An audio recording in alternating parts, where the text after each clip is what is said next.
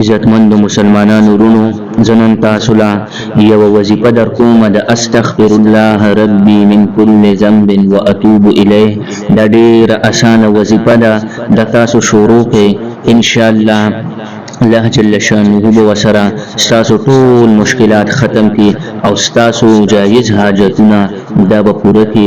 عزتمند ورونو زمونږ دا بیان تر اخره پورې واورئ ځکه چې مونږ د استغفر الله ربي من كل ذنب واتوب الیه د وظیفې په باره کې بیان کړل. نو په دې باندې ځان پوه کړئ او خپل نور ورونو بیګانو سره دا وظیفه دا شعر کې ورولېږئ ورته چې دا غي هم پیدا وشي چې هغه هم دا وظیفه وکي او دا غي حاجتونه دا وسره پوره شو. الله جل شانه به تاسو ته هم اجر درکړي او مونږ ته هم ثواب راکړي.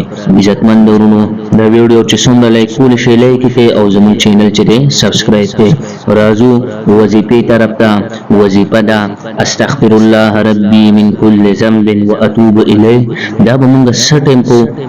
عزتمند ورونو دا تاسو هر ټیم کول شي د سحر د مزنه پسې کول شي او د ماسپخین د مزنه پسې کول شي چې سټیم تاسو اوسګار یې کې باندې ډیر په توجه سره به دا وظیفه کوي.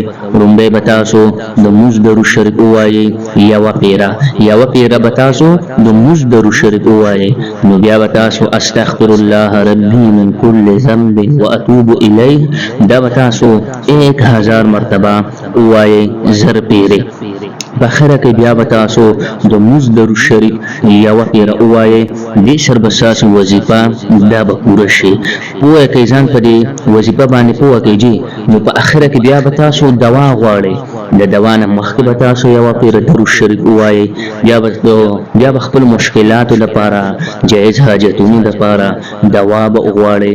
په اخره کې بیا به تاسو د موږ درو شریف یو پیرا وایي د دوا نه مخکې او وروسته درو شریف وایي.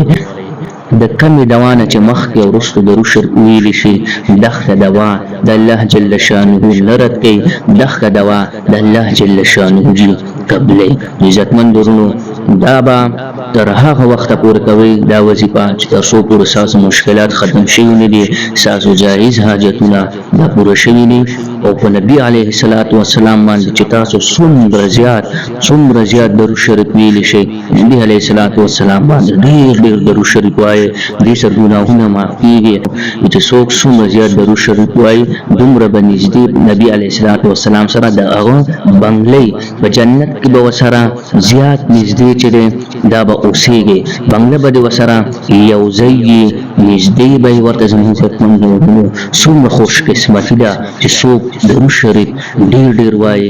عزتمند ورونو ډیر درو شریف بس وایي ډیر غټي پیدا دي ان شاء الله ډیر به خوشاله په دنیا کې به هم خوشاله او په جنت کې به ان شاء الله خوشاله